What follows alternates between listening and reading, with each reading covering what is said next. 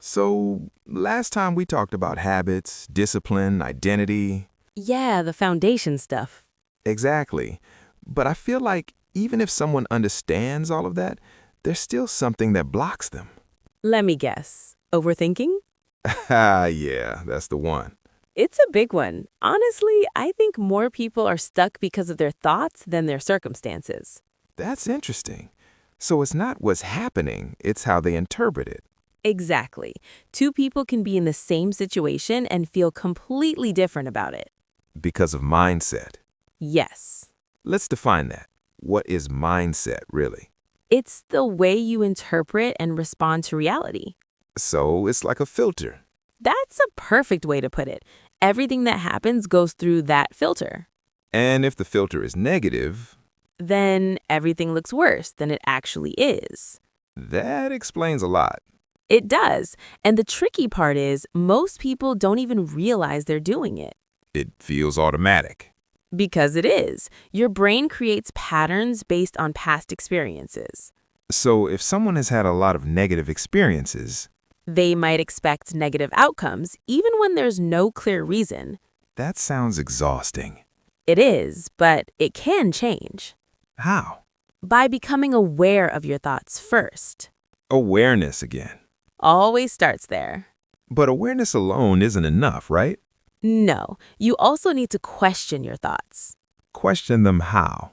Instead of assuming they're true, you ask, is this actually accurate? That sounds simple, but in the moment it's hard. Because thoughts feel real, especially emotional ones. Like, I'm not good enough.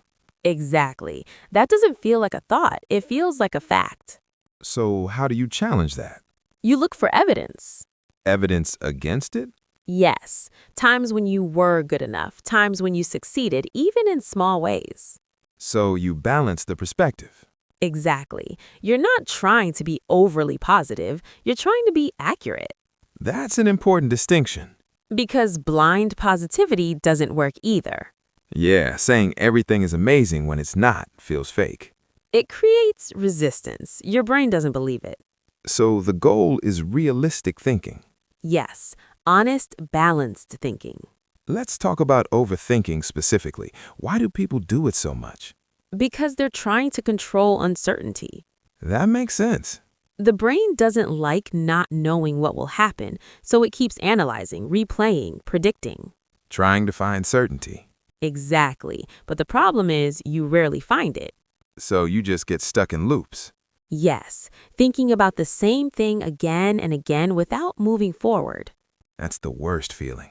It is, and it drains your energy without solving anything. So how do you break that cycle? You shift from thinking to acting, Even if you're unsure? especially if you're unsure. That's uncomfortable. Very, but action gives you real feedback. Thinking just gives you imagined scenarios. So instead of asking what if, you test it. Exactly. What about situations where you can't act immediately? Then you set boundaries with your thinking. Boundaries? Yes, you decide, I'll think about this for 10 minutes, then I'll move on. That requires discipline. It does, but it prevents your mind from taking over your whole day. That's powerful. Also, writing things down helps. Why? Because it gets the thoughts out of your head and onto something concrete. So they feel less overwhelming. Exactly. Let's talk about confidence. That's something almost everyone wants. Yeah, but most people misunderstand it. How so? They think confidence comes first. Like you need to feel confident before you act. Exactly, but it's actually the opposite. Action creates confidence. Always. That's similar to what we said about motivation. It's the same pattern. So if someone is waiting to feel confident, They might wait forever. that's tough. It is. But once you understand it, you stop waiting. So how do you build confidence practically? By doing things that are slightly uncomfortable, consistently. Slightly? Yes, not overwhelming, just outside your comfort zone. Why not big challenges? Because if it's too big, you avoid it, or you fail and lose momentum. So again, small steps. Always. Give me an example. If someone is afraid of speaking, They don't start with a big stage. They start by speaking up in small groups. That makes sense. And each time they do it, they prove to themselves, I can handle this. So confidence is built through evidence. Yes, real experiences, not just thoughts. What about people who compare themselves constantly? That seems to destroy confidence. It does, because you're measuring yourself against something unrealistic. Like someone's highlight reel. Exactly. So what's the alternative? Focus on your own progress. Compare yourself to your past self. Yes, that's the only fair comparison. But people still look at others. That's natural.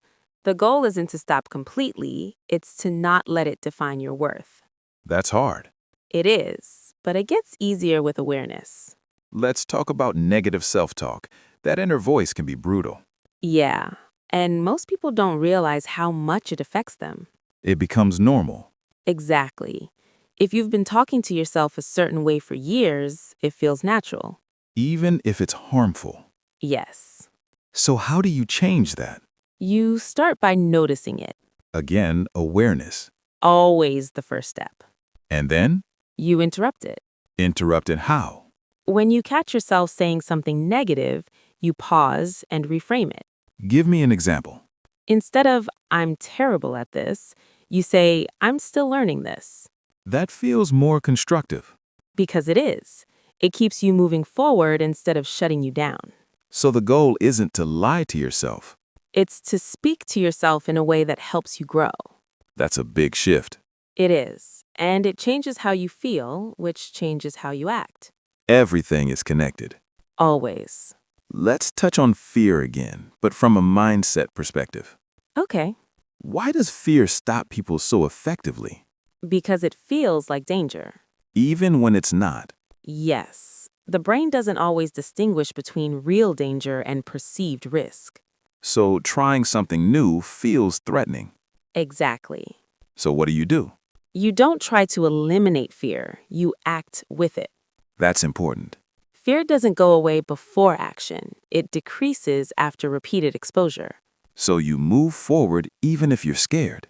Yes, that's where growth happens. Let's talk about perfectionism. That's another mindset issue. A big one. It sounds positive, but it's actually limiting. Because it stops action.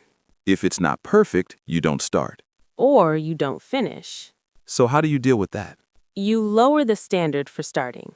Meaning, You allow yourself to do things imperfectly. that's uncomfortable. Very, but it's necessary. Because progress comes from doing, not waiting.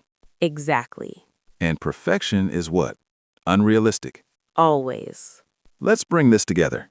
If someone is stuck in overthinking, low confidence, and negative mindset, what's the first thing they should do?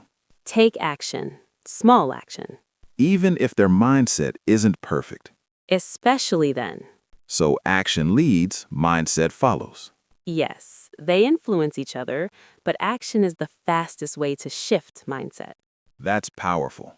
It is, because it means you don't have to wait. You can start now. Exactly.